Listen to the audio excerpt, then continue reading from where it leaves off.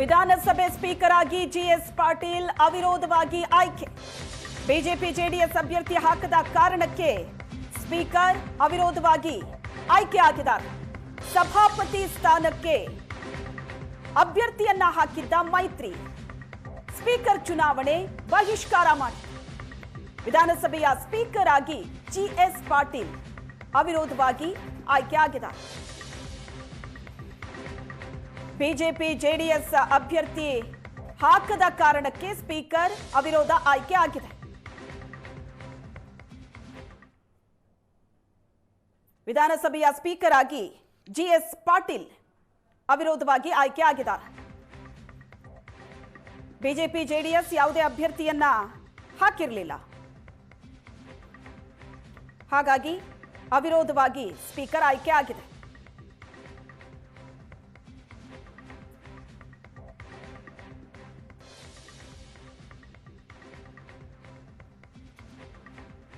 ವಿಧಾನಸಭೆಯ ಸ್ಪೀಕರ್ ಆಗಿ ಜಿಎಸ್ ಪಾಟೀಲ್ ಅವಿರೋಧವಾಗಿ ಆಯ್ಕೆ ಆಗಿದ್ದಾರೆ.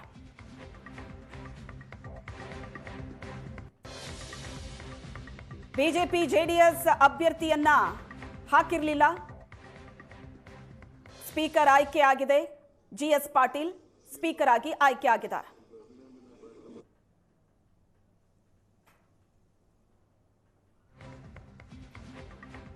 ಸ್ಪೀಕರ್ ಚುನಾವಣೆಯನ್ನ ಬಹಿಷ್ಕಾರ ಮಾಡಿತ್ತು. ಸಭಾಪತಿ ಸ್ಥಾನಕ್ಕೆ ಮೈತ್ರಿ ಅಭ್ಯರ್ಥಿಯನ್ನ ಹಾಕಿತ್ತು. ಪರಿಷತ್ ಸಭಾಪತಿ ಸ್ಥಾನಕ್ಕೆ ಈಗ ವಿಧಾನಸಭೆ ಸ್ಪೀಕರ್ ಆಯ್ಕೆ ಆಗಿದೆ.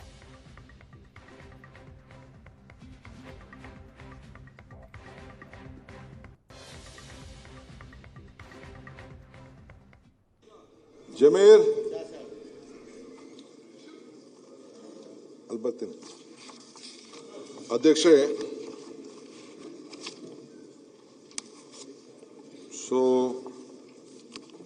ಇವತ್ತು ಫಸ್ಟ್ ನಾನು ನಮ್ಮ ಜಯಚಂದರ್ ಅವರು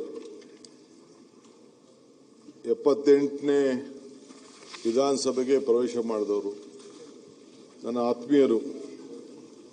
ಅವರು ಈ ಒಂದು ಸ್ಪೀಕರ್ ಅವ್ರ ಸ್ಥಾನ ಖಾಲಿಯಾದಾಗ ಖಾದರ್ ಅವರು ಅವ್ರದೇ ಆದಂಥ 3 ವರ್ಷದ ಅವಧಿಯಲ್ಲಿ ಸ್ವಲ್ಪೆಲ್ಲ ಹೊಸ ರೂಪ ತರಲಿಕ್ಕೆ ಪ್ರಯತ್ನವನ್ನು ಮಾಡಿದ್ದಾರೆ. ಅವ್ರಿಗೆ ಈ ಸಂದರ್ಭದಲ್ಲಿ ನಾನು 3 ವರ್ಷ ಇಬ್ಬರನ್ನೂ ಕೂಡ ನಗ್ನಗ್ತಾ ಮಧ್ಯಾಹ್ನ 1 ಗಂಟೆವರೆಗೂ ರಾತ್ರಿ ಮಧ್ಯಾಹ್ನವರೆಗೂ ಕೂಡ ನಡೆಸಿ ಅವ್ರದೇ ಆದಂಥ ಒಂದು ಚಾಪವನ್ನು ಅವ್ರ ಕಾಲದಲ್ಲಿ ಬಿಟ್ಟಿದ್ದಾರೆ. ಅವ್ರಿಗೆ ಖಾದರ್ ಅವ್ರಿಗೆ ನಾನು ಈ ಸಂದರ್ಭದಲ್ಲಿ ನಮ್ಮೆಲ್ಲರ ಪರವಾಗಿ, ಎರಡೂ ಕಡೆಯ ಶಾಸಕರ ಪರವಾಗಿ, ಅವ್ರಿಗೆ ಸರ್ಕಾರದ ಪರವಾಗಿ ಕೂಡ ನಾನು ಅವ್ರಿಗೆ ಅಭಿನಂದಿಸ್ತೇನೆ. ಇದಲ್ಲದೆ ನಮ್ಮ ಜಯಚಂದರ್ ಅವರು 78ರಿಂದ ಶಾಸಕರು, ಅವರು ಕೂಡ ಇವತ್ತು ಪ್ರೋ ಟೈಮ್ ಸ್ಪೀಕರ್ ಆಗಿ ತಮಗೆ ಚುನಾವಣೆಯನ್ನು ಮಾಡಿದ್ದಾರೆ. ತಮಗೆ ಆ ಸ್ಥಾನದಲ್ಲಿ ಕೂಡಿಸಿ ಕೆಳಗಡೆ ಬಂದು ಅವರು ಕೂತ್ಕೊಂಡಿದ್ದಾರೆ. ಸೊ ಅವರು ಕೂಡ ನಮ್ಮೆಲ್ಲ ಶಾಸಕರ ಪರವಾಗಿ ಅವರು ಕೂಡ ಈ ಸಂದರ್ಭದಲ್ಲಿ ಅಭಿನಂದಿಸ್ತೇನೆ. ಅಧ್ಯಕ್ಷರೇ, ನಾನೇನು ನಿಮಗೆ ಪರಿಚಯ ಮಾಡಿಕೊಡ್ಬೇಕಾದ ಅವಶ್ಯಕತೆ ಇಲ್ಲ. ನನ್ನ ಜೊತೆಯಲ್ಲಿ ನಾನು ಕಾಂಗ್ರೆಸ್ ಪಕ್ಷದ ರಾಜ್ಯದ ಅಧ್ಯಕ್ಷರು, ನೀವು ನನ್ನ ಜಿಲ್ಲಾ ಪಕ್ಷದ ಅಧ್ಯಕ್ಷರು. ತಾವು ಕೂಡ ನನ್ನ ಜೊತೆಯಲ್ಲಿ ಬಹಳ ವರ್ಷದಿಂದ ರಾಜಕಾರಣ ಮಾಡ್ಕೊಂಡು ಬಂದಿದ್ದೀರಿ. ನಿಮ್ಮೆಲ್ಲ ಕುಟುಂಬ ಕೂಡ ಬಲ್ಲೆ. ನಾನು ಒಂದು ಕೃಷಿ ಕುಟುಂಬಕ್ಕೆ ಸೇರಿದಂಥ ರೋಣದಿಂದ ಬಂದು ಬಹಳ ದೊಡ್ಡ ಕೃಷಿ ಕುಟುಂಬ ತಮ್ಮದು. ತಮ್ಮ ತಂದೆ ಸಂಗನಗೌಡ ರುದ್ರೇಗೌಡ ಪಾಟೀಲ್ರವರು ಸುಮಾರು ಅವರು ಕೂಡ ಇದ್ರು. ನಿಮ್ಮನ್ನ ಪೊಲೀಸ್ ಪಾಟೀಲ್ ಅಂತ ಕರೀತಾ ಇದ್ರು. ನಾನು ಬಂದಾಗ ನಿಮ್ಮ ಬಗ್ಗೆ, ನಿಮ್ಮ ಕುಟುಂಬಕ್ಕೆ ಒಂದು ಪೊಲೀಸ್ ಪಾಟೀಲ್ದ ಮಂಥನ ಅಂತೇಳಿ ಬಹಳ ಪ್ರಧಾನವಾಗಿ ಕೃಷಿಯನ್ನೇ ಕೂಡ ತಾವು ಇಟ್ಕೊಂಡು ಬಂದಂಥವ್ರು. ಸೊ ಇಲ್ಲಿ 50ರಲ್ಲಿ ತಾವು ಧಾರವಾಡನಲ್ಲಿ ಕೂಡ ಮನೆ ಮಾಡಿ ಅಲ್ಲೂ ಕೂಡ ಧಾರವಾಡದಲ್ಲಿ ಶಿಕ್ಷಣ ವ್ಯವಸ್ಥೆಗೆ ಹೋಗಿದ್ದಂಥ ಇತಿಹಾಸ ನಾನು ತಿಳ್ಕೊಂಡಿದ್ದೇನೆ. ತಮ್ಮ ಹಿರಿಯ ಸಹೋದರರಂತ ನಮ್ಮ RS ಪಾಟೀಲ್ ಅವರು, ನಮ್ಮ ಮುಖಂಡರು, ಅವರು ಕೂಡ ಅಧ್ಯಕ್ಷರಾಗಿ ಕೆಲಸ ಮಾಡಿದ್ರು ಆ ಜಿಲ್ಲೆಯಲ್ಲಿ. ಜೊತೆಗೆ ಅವರು ಲೋಕಸಭೆಯಲ್ಲಿ ಕೂಡ ಅವರು ಸದಸ್ಯರಾಗಿ ಕೆಲಸ ಮಾಡಿದ್ದು, ಸೇವೆಯನ್ನು ಮಾಡಿದ್ದು. ಇನ್ನೊಬ್ಬ ಸಹೋದರು ಈಗ ಆರೋಗ್ಯ ಇಲಾಖೆಯಲ್ಲಿದ್ದು, ಅವರು ಕೂಡ ಈಗ ಕೋಆಪರೇಟಿವ್ ಮೂವ್ಮೆಂಟ್ ಅಲ್ಲಿ ಇದ್ದಾರೆ.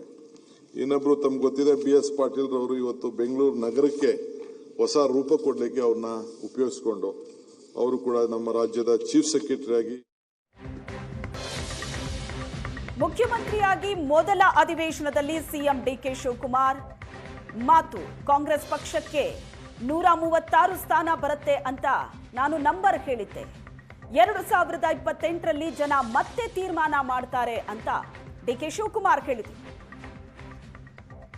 ಇರಬೇಕು ಅಶೋಕ್ ಅವರ ಸ್ಥಾನ it is a constitution post, ನಿಮ್ಮ ಸ್ಥಾನ ಕಾನ್ಸ್ಟಿಟ್ಯೂಷನ್ ಪೋಸ್ಟ್. ಅವರೆಲ್ಲರೂ ಕೂಡ ಅವರೆಲ್ಲ ಜನ ಆಯ್ಕೆ ಮಾಡಿ ಕಳಿಸಿದ್ದಾರೆ. ನನಗೆ ಯಾವ ಹಾರ್ಟ್ ಬರ್ನಿಂಗು ಯಾರ ಮೇಲೂ ಇಲ್ಲ. I am telling you, I am lost. ನನಗೆ ಒಬ್ಬನ ಮೇಲೂ ಕೂಡ ಈ ಅಧಿಕಾರನ ದುರುಪಯೋಗ ಮಾಡಿಕೊಂಡು ಯಾರಿಗೂ ಕೂಡ ತೊಂದರೆ ಕೊಡಲಿಕ್ಕೆ ನನಗೆ ಇಷ್ಟ ಇಲ್ಲ.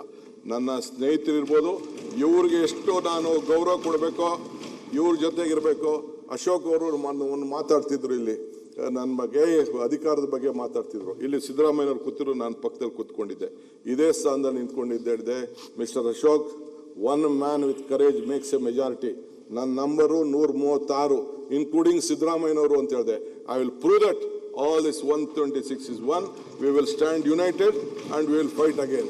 ಜನ ತೀರ್ಮಾನ ಮಾಡ್ತಾರೆ, ಏನಾಗಬೇಕು ಅನ್ನೋದನ್ನ ಜನ ತೀರ್ಮಾನ ಮಾಡ್ತಾರೆ. 228ರಲ್ಲಿ ನನಗೆ ರಾಜಕಾರಣ ಗೊತ್ತಿದೆ. ನಾನು ಫುಟ್ಬಾಲ್ ಆಡೋನಲ್ಲ, ನಾನು ಚೆಸ್ಗೆ ಮಾಡೋನು. I know that we will do it. That is A different case. But I want them. ಅವರು ನಾವಿಬ್ರು ಸೇರೇ ಕೆಲಸ ಮಾಡಬೇಕು. ಅವ್ರು ಬಂದಿರೋದು ಎಂತಕ್ಕೆ? ಜನರಿಗೋಸ್ಕರ. ನಾವು ಅಲ್ಲಿರ್ಬೋದು, ಇಲ್ಲಿಗೆ ಬರ್ಬೋದು. ಯಾರೇನು ಪರ್ಮನೆಂಟ್ ಇಲ್ಲ ಅನ್ನೋದು ಕೂಡ ನಮ್ಗೆ ಗೊತ್ತಿದೆ. ನಾವಿಬ್ಬರು ಬಂದು ಸುಮಾರು 89ನಲ್ಲಿ ಬಂದು, ನಾನು, ಇವರು, ರಾಮಲಿಂಗಾರೆಡ್ಡಿ 3 ಜನ, ಡೆಪ್ಟಿ ಸಿ ಎಂ ಎಲ್ಲ ಬಂದರು. ಜಾರ್ಜ್ ಅವರು 83ರಲ್ಲಿ ಬಂದರು. ನಾವೆಲ್ಲ ಬೇಕಾದಷ್ಟು, ಇವರು 83ರಲ್ಲಿ ನಮ್ಮ ಎಜುಕೇಷನ್ ಮಿನಿಸ್ಟ್ರು ಬಂದರು. Still nothing is permanent in politics.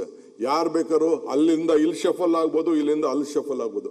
Ultimately ನಾವೆಲ್ಲ ಆಯ್ಕೆ ಮಾಡಿರೋದು ಈ ರಾಜ್ಯದ ಹಿತಕ್ಕೋಸ್ಕರ. ತಾವು 78ನೇ ಮಾಡಲ್, ನೀವು ನಮ್ಮೆಲ್ಲರಿಗಿಂತ ದೊಡ್ಡ ಸೀನಿಯರು.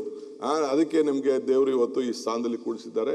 ಇನ್ನೂ ನೀವು ಹಂಗಂತ ನೀವು ಸ್ಪೀಕರ್ ಆಗೋದ್ರಿ ಅಂತ ಅಂದ್ಬಿಟ್ಟು ಆ ಸ್ಥಾನದಲ್ಲಿ ಕೂತಿರಂತ ನೀವು ಬೇಜಾರು ಮಾಡ್ಕೊಳ್ಕೊಬಿಡಿ. SM ಕೃಷ್ಣ ಅವರು ಅಲ್ಲಿ ಕೂತಿರೋರು ಚೀಫ್ ಮಿನಿಸ್ಟರ್ ಆಗಿದ್ದಾರೆ. ಜಗದೀಶ್ ಶೆಟ್ಟರ್ ಅಲ್ಲಿ ಕೂತಿರೋರು ಚೀಫ್ ಮಿನಿಸ್ಟರ್ ಆಗಿದ್ದಾರೆ. ಮೊನ್ನೆ ತಾನೇ ಅಲ್ಲಿ ಕೂತಂತ ನಮ್ಮ ಖಾದರ್ ಸಾಹೇಬರು ನೋಡಿ ಇಲ್ಲೇ ಬಂದು ಡಬಲ್ ಡಮಾಕ್ ಹಾಕೊಂಡು ಕೂತವರೆಲ್ಲ ಇಲ್ಲೇ ಬಂದು ಕೂತಿದ್ದಾರೆ. So you should all be very confidence. Let us all live on hope. ಅವರು ಇರಬೇಕು. ಅಶೋಕ್ ಅವರ ಸ್ಥಾನ it is a constitution post, ನಿಮ್ಮ ಸ್ಥಾನ ಕಾನ್ಸ್ಟಿಟ್ಯೂಷನ್ ಪೋಸ್ಟ್. ಅವರೆಲ್ಲರೂ ಕೂಡ ಅವರೆಲ್ಲ ಜನ ಆಯ್ಕೆ ಮಾಡಿ ಕಳಿಸಿದ್ದಾರೆ. ನನಗೆ ಯಾವ ಹಾರ್ಟ್ ಬರ್ನಿಂಗು ಯಾರ ಮೇಲೂ ಇಲ್ಲ. I am telling you, I am lost. ನನಗೆ ಒಬ್ಬನ ಮೇಲೂ ಕೂಡ ಈ ಅಧಿಕಾರನ ದುರುಪಯೋಗ ಮಾಡಿಕೊಂಡು ಯಾರಿಗೂ ಕೂಡ ತೊಂದರೆ ಕೊಡಲಿಕ್ಕೆ ನನಗೆ ಇಷ್ಟ ಇಲ್ಲ. ನನ್ನ ಸ್ನೇಹಿತರಿರ್ಬೋದು, ಇವ್ರಿಗೆ ಎಷ್ಟು ನಾನು ಗೌರವ ಕೊಡಬೇಕೋ, ಇವ್ರ ಜೊತೆಗಿರಬೇಕು. ಅಶೋಕ್ ಅವರು ಒಂದು ಮಾತಾಡ್ತಿದ್ರು ಇಲ್ಲಿ ನನ್ನ ಬಗ್ಗೆ, ಅಧಿಕಾರದ ಬಗ್ಗೆ